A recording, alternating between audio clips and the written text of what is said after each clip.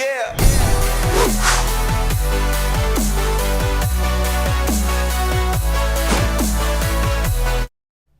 Welcome back to the Gridiron Expert.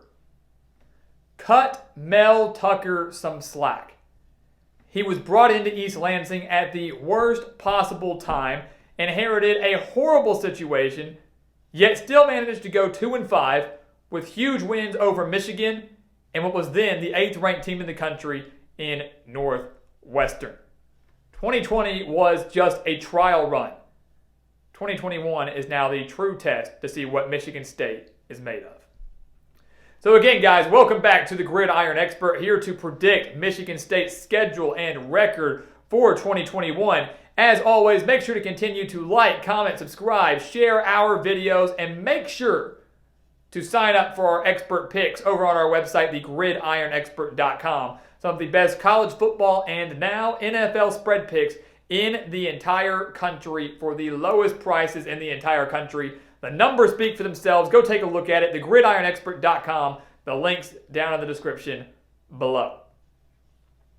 So again, Mel Tucker inherited a horrible situation with Michigan State. Was brought in February. COVID hit just a month later. Didn't have a normal offseason. Didn't have time to really get together a good staff and get everything put together. And yet they still won 2 games. And many people thought they might not win any. Still won 2 games against quality opponents, I should add. Going into 2021, expectations are not high in East Lansing, but fans just want to see improvement, competitiveness, and improvement. And he can accomplish that. You look at their roster. 7 starters are back on the offensive side of the ball. And for the last few years, quarterback has been the major question for Michigan State. They finally have their answer. It should be Anthony Russo, the transfer quarterback from Temple. Put up record numbers over at Temple. Now comes into a solid situation with the Spartans and trying to just provide them with some brief stability at the position. The entire offensive line is back for the Spartans, so they will have that solid protection up front. All their pass catchers are back, at least the top ones, including Jalen Naylor, who had 515 yards and 4 touchdowns last year, and Jaden Reed. The talent is there offensively for Michigan State to take a step forward after averaging just 18 points per game, 91.4 rushing yards per game, and just 330.3 total yards per game. They need major improvement. They have the talent there to do it. Defensively, which is Mel Tucker's strength, he's a defensive-minded coach, they returned 7 starters as well. The defensive line appears to be very, very strong. It's the back 7 that is a little worrisome. Has some major questions, especially at linebacker. This is a team that allowed 35.1 points per game, but yet somehow only allowed just 396.7 yards per game. That number was good enough for 7th in the Big Ten, so top half, and 54th nationally. One of the worst scoring defenses in the country, but one of the mediocre, middle-of-the-pack total defenses in the country. It's going to be a matter of which defense and which team shows up and how big of a step forward this team as a whole takes in 2021 to see if Michigan State can maybe contend and flirt with bowl eligibility or if they're still a year away from that. We take a look at their schedule. Let's go ahead and just find out for ourselves. They opened the season on Friday night at Northwestern. And if you remember, like we just said, Northwestern was the 8th ranked team in the country last year and fell to Michigan State. It was a major upset. Fell to Michigan State 29-20. Remember, Northwestern ultimately won the Big Ten West and hung with Ohio State in that Big Ten championship. Northwestern now loses a lot of key pieces from that team that won the division last year. That includes their quarterback and Peyton Ramsey. They now bring in Ryan Holinsky, their quarterback from South Carolina. So Pat Fitzgerald has utilized the transfer portal for years on end now. And occasionally he'll hit and occasionally he'll miss. He hit with Peyton Ramsey coming over from Indiana. Can he hit with Ryan Holinsky, who can maybe provide stability at the position for a few years now?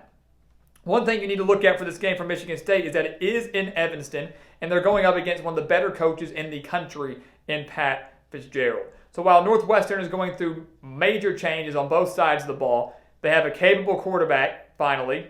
Not to say Ramsey wasn't, but for the second year in a row, they have a capable quarterback. And their secondary is very, very solid still. They were the number 1 passing defense in the conference last year, allowing just 195.3 passing yards per game. Michigan State's rushing offense was non-existent. Russo would have to do it all by himself. I don't think he can do it against his secondary. Northwestern kicks off the year 1-0. Michigan State falls in the season opener on the road. We think they come back home, though. They beat Youngstown State. Shouldn't have much issues with the Penguins. And then they play Miami. And I'm just going to go out there right now and say that Michigan State has no shot in this game. And you Spartan fans, I know you don't want to hear that, and I know that sounds rather harsh. But look at Miami. They are going to be a top 15, top 20 team to start the year. Should probably be a top 15, top 20 team when they play on September 18th. They return almost everybody from last year's 8-win squad, and the big name is D'Eriq King. They returned their quarterback in D'Eriq King, the dual-threat QB who transformed Miami's offense in one season. If he is back and fully healthy from that injury he suffered in their bowl game, Miami not only will win this game in dominating fashion, but is absolutely an ACC title and maybe even a playoff dark horse. 9 returning starters are back for the Hurricanes as well. Miami should win this game. They should win it comfortably. And I'll throw it out there like this too. These two teams were supposed to meet in East Lansing last year, and we were picking Miami to come on the road and win that game. Michigan State might be slightly better than they were last year. Miami definitely is better than they were last year. If I thought Miami could win on the road last year, they're definitely going to win in Miami. Let's just put it like that. Michigan State's 1-2, and they start to get their first or second conference game, I should add. They play Nebraska at home to round out the month of September. Now, Nebraska is one of those teams where you don't know what to expect. Everybody thinks and hopes Nebraska will get back to the postseason this year. They've yet to do so under Scott Frost. There's a part of me that wonders if they even will. Only 3 starters are back on offense, 9 on defense, and this is a game that I could very well see be a defensive slugfest, a defensive battle between the Spartans and the Cornhuskers, because I don't think either of these offenses is going to knock you dead. I don't think either of these offenses has the electric capability to put up an exorbitant amount of points. But there are a couple factors I look at in this game right now. First off, Nebraska is coming off a road game at Oklahoma. They play Oklahoma on the road on September 18th, and that's a game that could get ugly very quickly. So maybe they're a little beat up, hungover from that Oklahoma game. Secondly, Nebraska has a very poor wide receiver core. Adrian Martinez is going to struggle to find himself some weapons, especially this early on in the year. Michigan State, if they can stop the run game, which was Nebraska's strength last year, will win this game, because I don't see Nebraska having the capability to win this game through the air. I do see Michigan State having the capability to win this game through the air. And we're going to pick the Spartans to beat Nebraska at home on September 25th. They're 2-2, and we're going to bump them up to 3-2 with a win over Western Kentucky. So right there, they've already exceeded last year's win total. And I know last year they only played 7 games, but 2 wins in 2020. Now they have 3, and they actually have a conference win under their belt. Now they had 2 last year, but a conference win this early on. It's looking good. Well, the problem is the remainder of their schedule is very, very brutal. Michigan State has a very tough slate for the remainder of the year. It starts at Rutgers. Rutgers beat Michigan State in the season opener last year 38-27. And while neither team we expected to be amazing in 2020, that was a huge upset and a huge shock. Because while each team was dealing with a new coach, Greg Schiano at Rutgers, Mel Tucker at Michigan State, no one expected Rutgers to win that game. Nobody, considering how bad they were under Chris Ash. Rutgers stormed into East Lansing, forced 7 turnovers, silenced the crowd, and showed, hey, Scarlet Knights might be a lot better than we thought with Greg Schiano. He's doing amazing work in Piscataway. Well, now this game is in Piscataway. While Michigan State would love to get revenge and steal a game from Rutgers on their home turf, Rutgers is going to be better than they were last year. They returned everybody on offense. They returned 8 starters on defense. Greg Schiano's not going to lose at home, at least a winnable game at home, and the Scarlet Knights will defeat the Spartans on October 9th. I feel very, very confident about that. They then travel to Indiana. I'll go ahead and chalk that up as a loss too. Indiana, like Rutgers, has the potential to be better than they were last year. 17 returning starters for the Hoosiers from a team that surprised everybody last year. Almost beat Ohio State and Columbus. Ended up losing to Ole Miss in their bowl game, but a major part of that, I believe, was because Michael Penix was hurt. Michael Penix is back. One of his top wide receivers, and Ty Freifogel, is back. Micah McFadden is back to lead the defense and the linebacking core. It's in Bloomington. Michigan State lost to Indiana 24-0 last year. I just don't see how there's any way that Indiana drops this game. Or rather, Michigan State wins this game.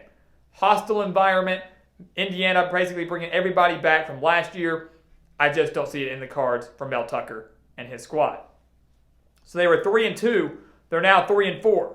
They get their bye week, and the remaining 5 games, again, are just as difficult as those last 2 that we mentioned. They play Michigan at home, and it's fitting that Michigan State gets a bye week before their in-state rival. That's huge, first off. Getting a bye week before you play Michigan, before you play your in-state rival is huge. It is so important. It's crucial. And remember, they beat Michigan last year. They upset the Wolverines in Ann Arbor 27-24. How they did it, I don't know if anybody knows. Maybe it's just Jim Harbaugh. But Jim Harbaugh knows he needs to beat Michigan State. He might not beat Ohio State, but he definitely needs to beat Michigan State. And this is a winnable game for the Wolverines. I wouldn't say this is necessarily a winnable game for the Spartans. And again, rivalry games, everybody plays their best. It doesn't matter the records, right? It doesn't matter the records, what part of the season you're in, who's hurt, who's not. You're going to play your hearts out against your rival. So I can see this game being relatively close.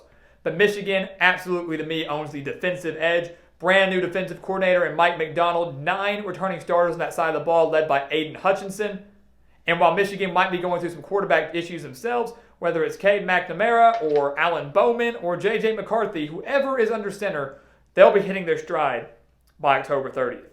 And I believe Michigan has what it takes to win this game in East Lansing. A bit of a revenge game for the Wolverines. Michigan State drops their 3rd straight. They then travel to West Lafayette to take on Purdue.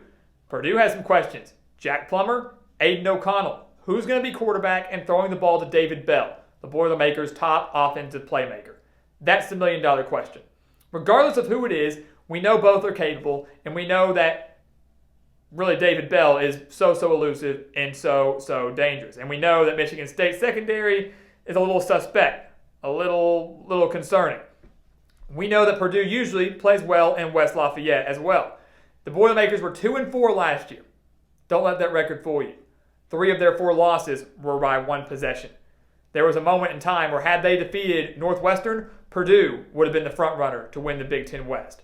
This team was better than they were last year. This team was better than their record indicated last year. COVID, injuries, etc. derailed their season. And that's why they went 2-4. Jeff Brom's going to have his team ready to go. And Purdue's going to win this game at home. That's now 4 straight losses for Michigan State. They have 3 straight games left, 2 of which are going to be very difficult, 1 of which is not. I'm sure you know which one we're talking about. It's the home game against Maryland.